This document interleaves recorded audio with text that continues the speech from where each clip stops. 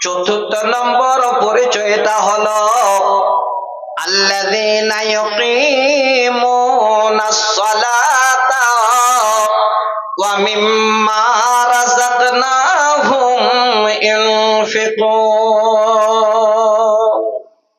চতুর্থ নম্বর পরিচয়, মুমিনের পরিচয়, ঈমানদারের পরিচয় হলো যখনই তারা আল্লাহর এই জমিনে এই ধ্বনি শুনতে পাবে, হাইয়া আলাস সালাহ, যখনই তারা আল্লাহর ডাক শুনতে পাবে, সময় যখনই হয়ে যাবে, সরাসরি ওযু করে তারা গিয়ে এবার সালাত আদায় করবে।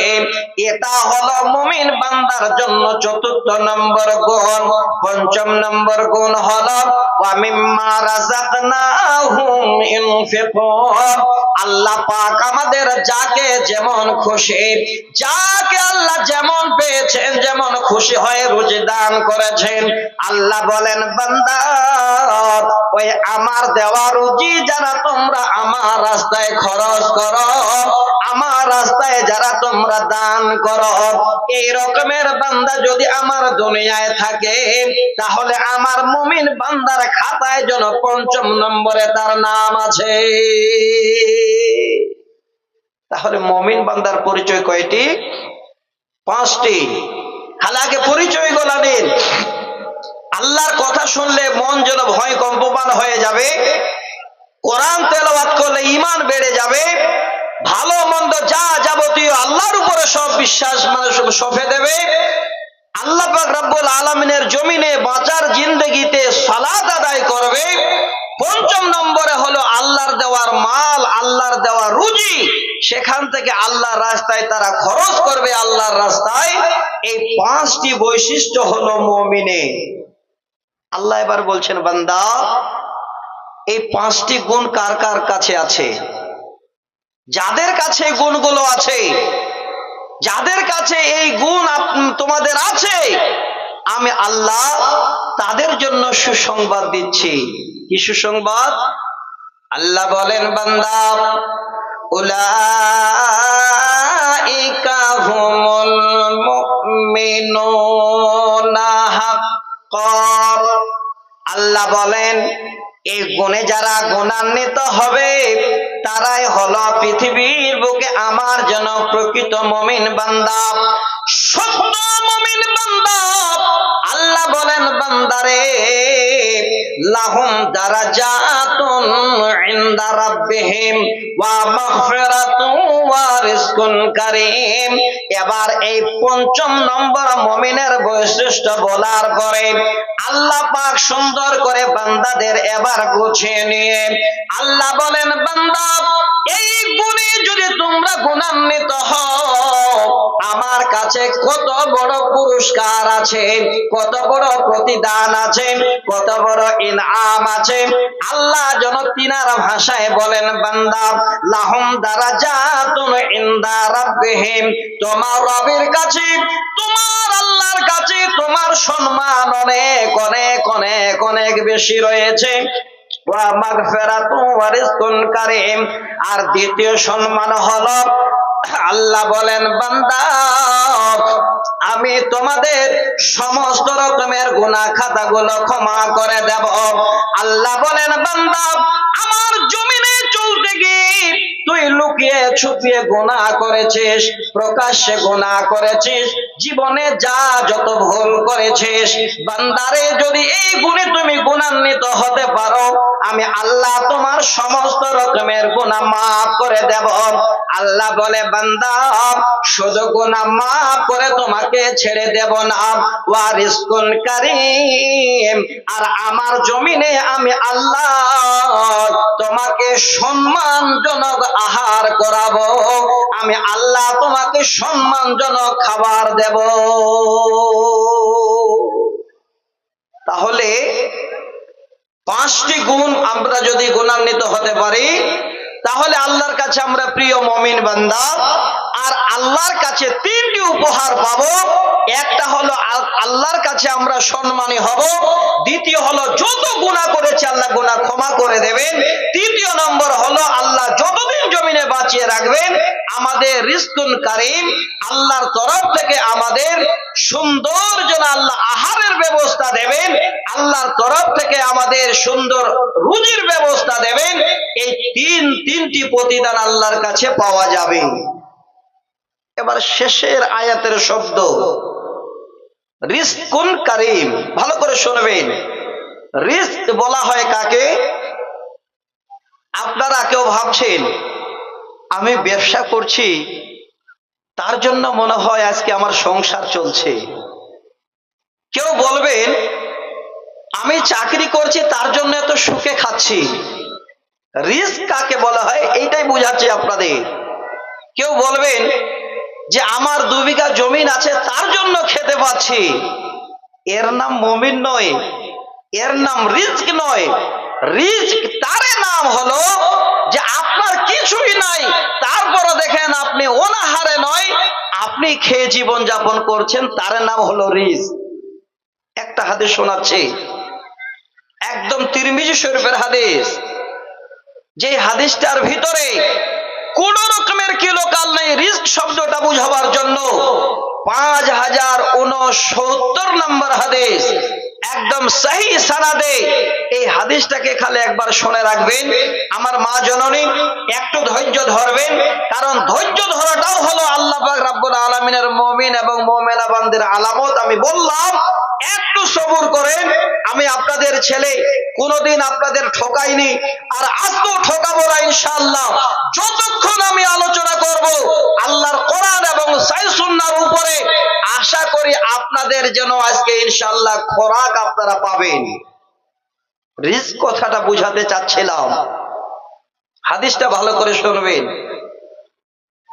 আল্লাহ রিজক কার কোথায় রেখেছেন, রুজি কার কোথায় রেখেছেন, কিভাবে আল্লাহ আমাদের রুজি দেন। হযরত ওমর ইবনুল খাত্তাব রাদিয়াল্লাহু তাআলা আনহু তিনি হাদিসটা বর্ণনা দিচ্ছেন। আল্লাহ রাসূল হাদিসটাকে বয়ান দিচ্ছেন, বলছেন কিভাবে। নবীজি বলেন লাউ আন্নাকুম কুনতুম তাওয়াক্কালুনা আলাল্লাহি হাক্কা তাওয়াক্কুলিহি লা রুজিকতুম কামা ইয়ারযাকুত তায়রা তাকদু খিমাসান ওয়া তারুহু বিতানা। শরীরের রং শিউরে যাবে যদি মুমিন হন। ঈমান নামক বস্তু যদি আপনাদের থাকে তো চিন্তা করবেন রুজি কাকে বলে, আল্লাহ কি করে পৃথিবীর বুকে আমাদের রুজি দেন, আহার দেন। ওই সমস্ত ঈমানি জাজবাওয়ালা মুমিন বান্দাদের আল্লাহ বলেন। আল্লাহর নবীর হাদিস, নবীজি বলেন লাউ আন্নাকুম কুনতুম তাওয়াক্কালুনা আলাল্লাহি, যারা আল্লাহর উপরে তাওয়াক্কাল করে, ভরসা করে, আল্লাহর উপরে সব ছেড়ে দিয়ে জীবন যাপন করে, আল্লাহর রাসূল বলছেন লা রুজিকতুম কামা ইয়ারযাকুত তায়রা।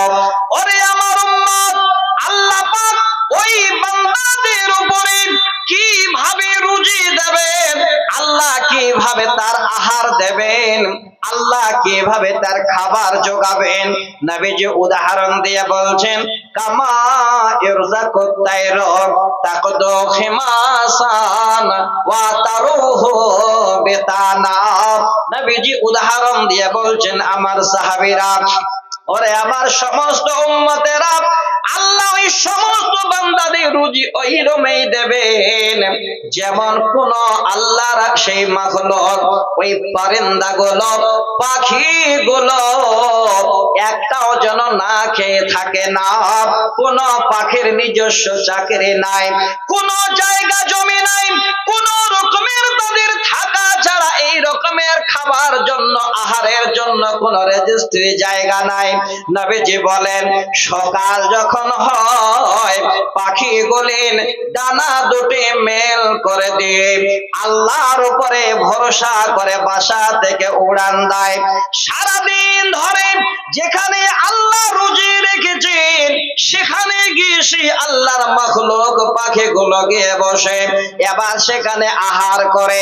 এইভাবে সারাদিন চলার পরে আবার সন্ধ্যায় যখন বাড়ি ফিরে আসে অর্থাৎ বাসায় ফিরে আসে, নবীজি বলেন একটাও পাখি যখন সন্ধ্যায় তাদের বাসায় ফিরে আসে খালি পেটে একটাও পাখি ফিরে না, সমস্ত পাখিগুলির পেট পূরণ করে আপন আপন বাসায় তারা ফিরে আসে। তাহলে আল্লাহর মুমিন বান্দা যারা হবে, আল্লাহর উপরে জীবন যাপন করে যারা দুনিয়া করবে, তাহলে তাদের রুজি আল্লাহ ওইভাবেই দেবেন যেইভাবে ওই পাখিদের আল্লাহ রুজি দিয়ে থাকেন। যে পাখিদের জমা জায়গা কিছুই নেই, কোনো তাদের চাকরি নেই, তাদের নিজস্ব কোন রকমের এই রকমের ব্যাংক ব্যালেন্স নাই, তারপরেও দেখুন পৃথিবীর সমস্ত মাখলুকেরা আল্লাহর এই জমিনে আহার পাচ্ছে। ওইভাবে আল্লাহ আহার দেবেন যদি আল্লাহর উপরে বিশ্বাস রেখে জীবন যাপন করতে পারি। ভাই সকল, বিশ্বাসটা হলে অনেক দামি। বিশ্বাস যদি না থাকে, আল্লাহর উপরে যদি এই রকমের অটল বিশ্বাস নিয়ে জীবন যাপন না করতে পারি, তাহলে আপনার চলতে ফিরতে উঠতে বসতে বিপদের উপর বিপদ আসবে। আর যদি আল্লাহর উপর আপনার বিশ্বাস থাকে, যত বড় বিপদ সামনে আসুক সেই বিপদটাকে রুখে দাঁড়াবে আমার আল্লাহ, সেখান থেকে আপনাকে আমাকে আল্লাহ বাঁচিয়ে দেবে। হাদিসের উদাহরণ দিচ্ছি, সহিহ বুখারী, হযরতে আবু বকর সিদ্দিক রাদিয়াল্লাহু তাআলা আনহু হাদিসের রাবী, তিনি বলছেন ক্বালা কুলতু লিন নবী সাল্লাল্লাহু আলাইহি ওয়াসাল্লাম লাউ আন্না আহাদাহুম নাজারা তাহতা কদমাইহি লা আবসারনা মা জান্নুকা ইয়া আবা বকর ক্বালা ওয়া ইসনাইন আল্লাহু সালিসুহুমা।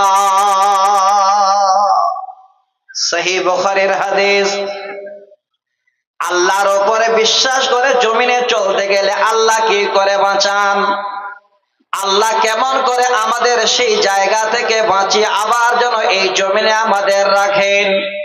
উদাহরণ আপনাদের একটাও কোনো মুখের কথাও নয়, সহিহ বুখারী থেকে হাদিসটা উদ্ধৃতি দিচ্ছি। 3466 নম্বর হাদিস, সহিহ বুখারীতে হযরতে আবু বকর যেন হাদিসটি বর্ণনা দেন। তিনি বলেন যেদিন আল্লাহর তরফ থেকে সংবাদ এসে গেল আমার হাবিব নবী মুহাম্মদ সাল্লাল্লাহু আলাইহি সাল্লামের কাছে, ওরে নবী তোমাকে ঘেরাও করে মারবে, ধরবে, তোমার জীবন নাশ করে দেবে, তোমাকে আর তোমার মক্কা ভূমিতে থাকতে দেবে না, দেরি না করে রাতারাতি করে তুমি এবার মক্কা ছেড়ে মদিনায় পালাও। আল্লাহ রাসূল স্বয়ং। হাদিসটা এত দামি কেন, এই হাদিসটা এত বিশ্বাসী কেন, আমি স্বয়ং উদাহরণটা দিচ্ছি। আল্লাহর হাবিব নবী মুহাম্মদ রাসূলুল্লাহ সাল্লাল্লাহু আলাইহি ওয়াসাল্লামের এই